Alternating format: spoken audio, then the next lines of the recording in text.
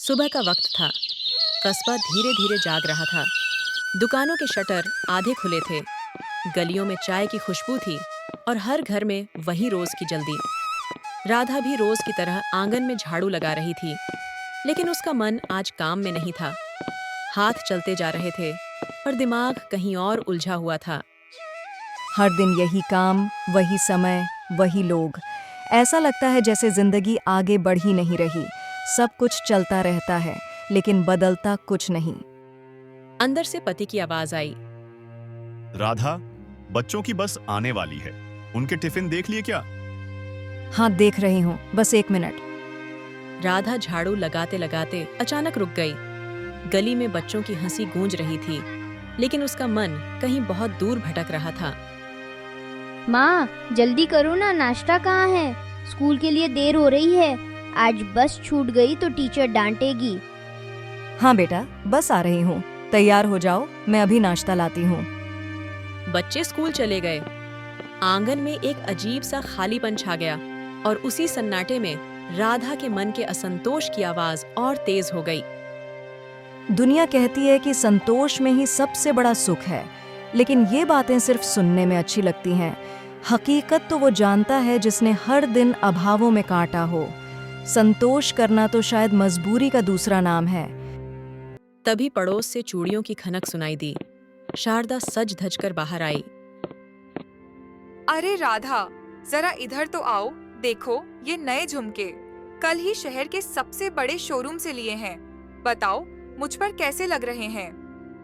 राधा की नजरें उन चमकते हुए झुमकों पर ठहर गईं। उसकी आंखों में एक ऐसी चमक आई जो पहले कभी नहीं देखी गई थी।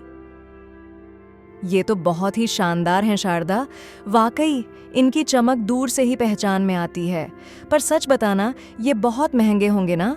इनके लिए तो सालों की कमाई लग गई होगी। महंगे तो हैं, पर आजकल बिना खर्च किए मान सम्मान कहाँ मिलता है। अब वो जमाना गया जब औरत की पहचान सिर्फ रसोई तक थी। आज जिसके पास पैसा है, उसी की पूछ है। शारदा अपनी हंसी छोड़ती हुई चली गई, लेकिन उसके शब्द राधा के सीने में किसी तीर की तरह चुभ गए। पहचान? क्या मेरी कोई अपनी पहचान है, या मैं बस किसी की पत्नी और किसी की माँ बनकर ही रह जाऊंगी? क्या मेरा अपना कोई वजूद नहीं है? उस रात राधा की आंखों से नींद कोसों दूर थी। वह खिड़की के पास बैठी अंधेरे को निहारती रही। अगर थोड़ा पैसा आ जाए तो जिंदगी कितनी आसान हो जाएगी। बच्चों की हर ख्वाहिश पूरी होगी। मेरा अपना एक मुकाम होगा। क्या एक बेहतर जीवन की इच्छा रखना लालच है? नहीं, ये तो जरूरत है। यहीं से वह सवाल पैदा हुआ जिसने धीरे धीरे लालच का रूप ले लिया। अगले कुछ दिनों में राधा का व्यवहार बदलने लगा। जो बातें उसे पहले फिजूल लगती थीं, अब वही उसके सपनों का केंद्र बन गईं। राधा, आजकल तुम बहुत खोई खोई रहती हो। घर के कामों में भी तुम्हारा मन नहीं लगता। क्या सब ठीक है? कोई परेशानी है क्या? परेशानी कुछ नहीं है, बस एक सोच है। क्या हम अपनी इस मामूली सी जिंदगी को थोड़ा और ऊपर नहीं ले जा सकते? क्या हम हमेशा ऐसे ही हाथ सिकोड़कर जिएंगे? कोशिश करना अच्छी बात है राधा, लेकिन याद रखना कि जल्दी के चक्कर में अक्सर इंसान वो भी खो देता है जो उसके पास पहले से है। सब कुछ दांव पर लगाना ठीक नहीं। तुम्हारी यही डरपोक सोच हमें कभी आगे नहीं बढ़ने देगी। तुम हमेशा सुरक्षा खोजते हो और मैं सफलता चाहती हूँ। मैं तुम्हारी तरह डर डर कर जीना नहीं चाहती। पति निरुत्तर होकर चुप हो गया। राधा को पहली बार लगा कि उसकी कड़वाहट में एक अजीब सी ताकत है। तभी एक दिन रमेश घर आया। उसके हाथ में कुछ दस्तावेज थे और चेहरे पर एक शातिर आत्मविश्वास। राधा जी, मैं आपके लिए एक सुनहरा मौका लाया हूँ। थोड़ा सा निवेश और बहुत बड़ा मुनाफा। यकीन मानिए, ऐसे मौके किस्मत वालों को ही मिलते हैं। सुनने में तो अच्छा लगता है रमेश, पर अगर नुकसान हो गया तो? ये पैसे मैंने बहुत मुश्किल से जोड़े हैं। डर के साथ जीना ही सबसे बड़ा नुकसान है। जो रिस्क लेने की हिम्मत नहीं रखता, वो दुनिया की भीड़ में कहीं खो जाता है। चुनाव आपका है। भीड़ का हिस्सा बनना है या भीड़ से अलग दिखना है। ये शब्द राधा के दिल की गहराई में उतर गए। उसी रात उसने अपनी डायरी में लिखा, अगर यह रास्ता सही निकला तो मेरी दुनिया बदल जाएगी। और अगर असफल हुई तो कम से कम ये अफसोस तो नहीं रहेगा कि मैंने कभी कोशिश ही नहीं की। समय अपनी गति से बीतने लगा। राधा के भीतर की इच्छा अब एक जिद में तब्दील हो चुकी थी। मैंने मन बना लिया है, चाहे दुनिया इधर की उधर हो जाए, मैं अपनी पहचान बनाकर रहूंगी। मैं साबित कर दूंगी कि मैं सिर्फ चूल्हा फूंकने के लिए नहीं बनी हूँ। रमेश द्वारा दिखाए गए कागज अब राधा को नोटों की गड्डियों की तरह दिखने लगे थे। बधाई हो राधा, यह आपकी पहली जीत की शुरुआत है। पहला कदम हमेशा भारी होता है, लेकिन आपने उसे पार कर लिया है। सच कहूं तो दिल की धड़कनें तेज हैं। डर लगता है कि कहीं ये सब सपना न हो, पर उससे भी बड़ा डर ये है कि कहीं मैं फिर से उसी पुरानी बेबस राधा में न बदल जाऊं। पहली बार राधा ने अपनी बरसों की गुप्त बचत निकाली और रमेश के हाथ में रख दी। यह पैसा मैंने अपनी मुसीबत के वक्त के लिए रखा था, पर आज मुझे लग रहा है कि यही पैसा मेरी नई तकदीर लिखेगा। रात के सन्नाटे में पति ने फिर उसे समझाने की कोशिश की। राधा, पैसा अगर मेहनत का रास्ता दिखाए तो बरकत होती है, लेकिन अगर पैसा खुद ही रास्ता बन जाए तो इंसान अक्सर अपनों की गलियां भूल जाता है। संभल जाओ। तुम्हारी ये पुरानी नसीहतें अब मुझे बोर करती हैं। कभी तो जीवन में साहस दिखाओ। बिना रिस्क लिए आज तक कोई राजा नहीं बना। पति चुप हो गया और राधा को लगा कि उसने बहस जीत ली है। कुछ हफ्तों बाद जब राधा ने अपने फोन की स्क्रीन पर मुनाफे के नंबर देखे तो उसकी खुशी का ठिकाना न रहा। ये सच है, देखो मैंने जितना लगाया था उससे कहीं ज्यादा वापस मिल रहा है। ये कोई जादू से कम नहीं है।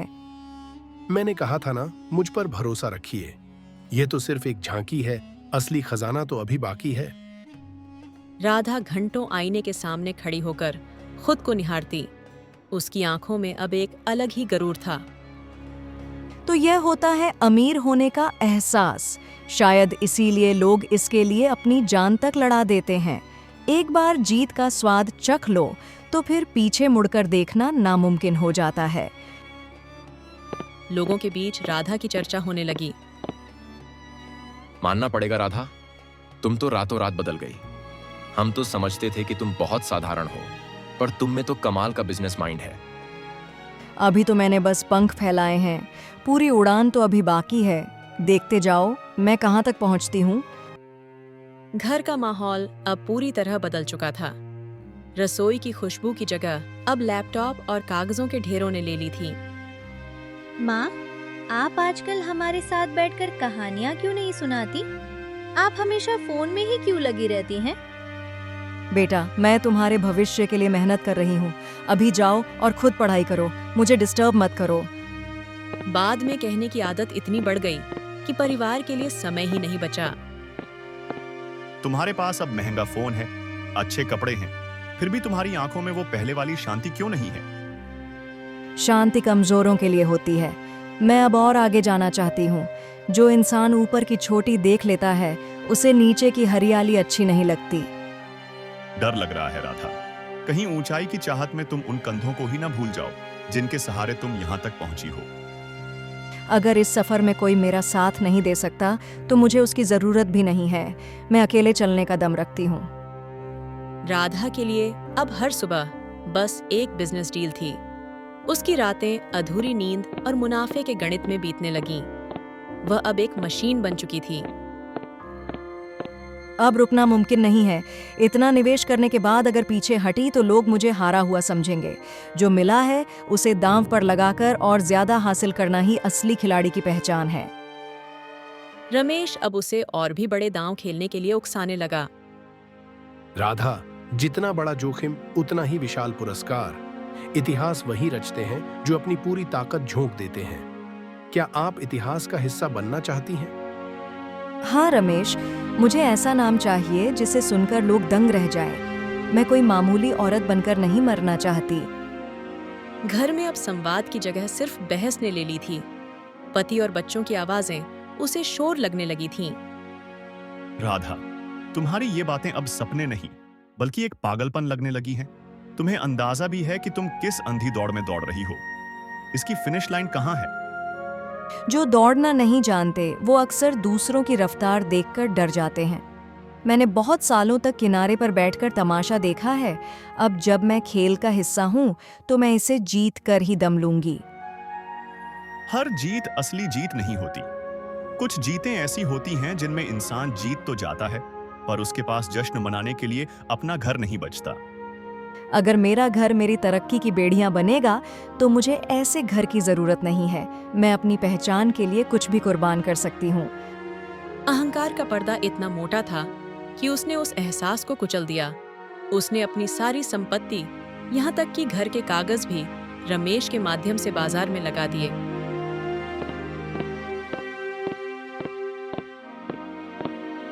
बेटी, पैसा तो हाथ की धूल है, आज है कल नहीं। लेकिन परिवार और सुकून एक बार चला जाए तो करोड़ों खर्च करके भी वापस नहीं आता। बहुत कसकर पकड़ोगी तो ये रेत की तरह हाथ से फिसल जाएगा। माँ, आप पुरानी बातें छोड़िए। आज की दुनिया बदल चुकी है। यहाँ भावनाओं की नहीं, बैलेंस शीट की कद्र होती है। माँ की आंखों में आंसू थे, पर राधा ने उन्हें अनदेखा कर दिया। फिर अचानक एक दिन बाजार में गिरावट आई। स्क्रीन पर हरे नंबर अब लाल होने लगे थे। घबराइए मत राधा, ये तो बस एक मामूली झटका है। बाजार फिर से ऊपर जाएगा। असली हिम्मत तो तब है जब आप गिरते बाजार में और पैसा लगाएं। ठीक है, मैं डरने वालों में से नहीं हूँ। मैं अपनी आखिरी जमा पूंजी भी लगा दूंगी। मुझे खुद पर और अपनी किस्मत पर पूरा भरोसा है। उस रात घर में एक भारी सन्नाटा था। बच्चों ने खाने की मेज पर राधा का इंतजार किया, पर वो कमरे में बंद थी। माँ, कल स्कूल में पेरेंट्स मीटिंग है। सबकी मम्मी आ रही हैं। क्या आप चलोगी? बेटी, अगर मुझे समय मिला तो सोचूंगी। अभी मेरे पास बहुत जरूरी काम है। समय तुम्हारे पास अब कभी नहीं होगा, न हमारे लिए न अपने सुकून के लिए। तुम्हारी ये स्क्रीन तुम्हारी पूरी दुनिया बन गई है। यही स्क्रीन तय करेगी कि कल हम मखमल पर सोएंगे या जमीन पर। जिंदगी मखमल से नहीं, आपसी विश्वास और प्यार से चलती है। प्यार से पेट नहीं भरता। इस बार सन्नाटा इतना गहरा था कि कमरों की दीवारें भी चीखने लगीं। फिर अचानक वही हुआ जिसका सबको डर था। मार्केट पूरी तरह क्रैश हो गया। नहीं, ये नहीं हो सकता। कल तक तो ग्राफ ऊपर था, अचानक सब कुछ शून्य कैसे हो गया? रमेश, मेरा पैसा कहाँ गया? जवाब दो। ये बिजनेस है राधा जी, यहाँ गारंटी किसी की नहीं होती। आपने रिस्क लिया था और अब परिणाम आपके सामने है। राधा के पैरों तले से जमीन खिसक गई। उसे चक्कर आने लगे। मैंने यह सब क्यों किया? किसके लिए किया? मैं किसे क्या साबित करना चाहती थी? मैंने अपना घर, अपनी शांति, अपने बच्चों का भविष्य, सब कुछ एक जुए में हार दिया। राधा दुखी होकर अपने घर आती है और चुपचाप कमरे में बैठ जाती है। पति कमरे में आया। उसकी आंखों में गुस्सा नहीं, बल्कि एक गहरी सहानुभूति और दुख था। अगर कल हम सड़क पर आ जाएं तो क्या बचेगा हमारे पास?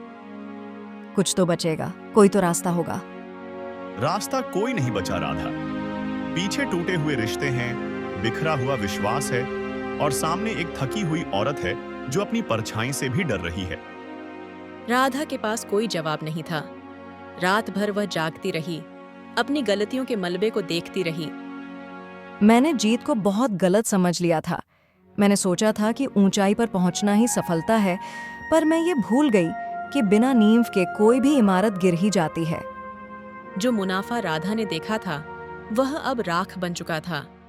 हर दिन का उत्साह अब एक गहरे अवसाद में बदल गया। एक झटके में सब खत्म। मेरी सालों की मेहनत, मेरा मान सम्मान, सब कुछ मिट्टी में मिल गया। देखिए राधा जी, ऊपर और नीचे होना तो खेल का हिस्सा है। अब रोने से क्या फायदा? ये खेल नहीं था रमेश, ये मेरा अंधापन था और तुम्हारी मक्कारी। मैंने सिर्फ पैसे की चमक देखी, उसके पीछे की गहराई नहीं। घर में अब एक ठंडी खामोशी थी। पति अब उसे टोकता नहीं था और बच्चे उसके करीब आने से कतराते थे। राधा, आज हमारे पास पैसे कम हैं, ये दुख की बात है। पर उससे बड़ा दुख ये है कि तुमने इस घर की आत्मा ही खो दी है। मैं हार गई, मैं बुरी तरह हार गई। मुझे लगा था मैं उड़ रही हूँ, पर मैं तो बस एक खड्डे में गिर रही थी। बेटी, मैंने कहा था ना, लालच करने से पहले इंसान को अपनी जड़ों को देख लेना चाहिए। जब जड़ें कमजोर हों तो ऊंचाई सिर्फ गिरने का डर देती है। हाँ माँ, आपकी बात सही थी। मैंने सब कुछ पा लेने की चाहत में वो सब खो दिया जो वाकई मेरा था। राधा ने महसूस किया कि विलाप करने से कुछ नहीं होगा। उसे खुद को और अपने परिवार को फिर से जोड़ना होगा। अब बस बहुत हो गया ये अंकों का खेल। अब मैं वापस उस दुनिया में लौटूंगी जहां लोग मुझे राधा के रूप में प्यार करते थे, न कि मेरे बैंक बैलेंस के लिए। उसने धीरे धीरे निवेश के चक्करों से दूरी बनाई। उसने अपनी गलतियां स्वीकार कीं और फिर से घर के कामों में मन लगाना शुरू किया। माँ, आज आप हमारे साथ लूडो खेलोगी? हाँ मेरे बच्चे, आज भी और रोज भी। खेल और खिलौने तो आते रहेंगे, पर तुम्हारा साथ सबसे कीमती है। राधा ने समय का संतुलन बनाना सीखा। उसने एक छोटा सा सिलाई का काम शुरू किया, जहां वह अपनी मेहनत से पैसे कमाती थी। आज तुम्हारी आंखों में वो पुरानी चमक वापस आ गई है। ये जो तुमने अपनी गलतियों से सीखा है, यही तुम्हारी सबसे बड़ी संपत्ति है। तुम सही थे। असली सुख पैसे के ढेर पर बैठने में नहीं, बल्कि अपनों के साथ चाय पीने और उनकी हंसी सुनने में है। राधा ने अब अपने अनुभवों को दूसरों के साथ साझा करना शुरू किया, ताकि कोई और उस जाल में न फंसे। पैसा जीवन जीने का एक साधन मात्र है, साध्य नहीं। अगर पैसा आपको अपनों से दूर कर दे तो समझ लेना कि आप गरीब हो रहे हैं। बच्चे अब अपनी माँ के पास वापस आ गए थे। घर में फिर से वही पुराने दिनों वाली हंसी गूंजने लगी थी। लालच इंसान को आसमान तक ले जा सकता है, पर वो आसमान खाली और ठंडा होता है। असली गर्मी तो संतोष और परिवार के प्यार में होती है। राधा अब फिर से अपने आंगन में झाड़ू लगाती है, लेकिन अब उसके चेहरे पर कोई शिकन नहीं, बल्कि एक गहरी समझदारी की मुस्कान होती है। पूरा गांव उसे अब एक सफल महिला के रूप में देखता है, इसीलिए नहीं कि उसने बहुत कमाया, बल्कि इसलिए कि उसने गिरकर संभलना सीख लिया। और इस प्रकार राधा ने अपने लालच को अपनी सबसे बड़ी सीख बनाया और अपने जीवन को फिर से खुशियों से भर दिया। अगर आपको यह कहानी पसंद आई तो वीडियो को लाइक और चैनल को सब्सक्राइब जरूर करें। धन्यवाद।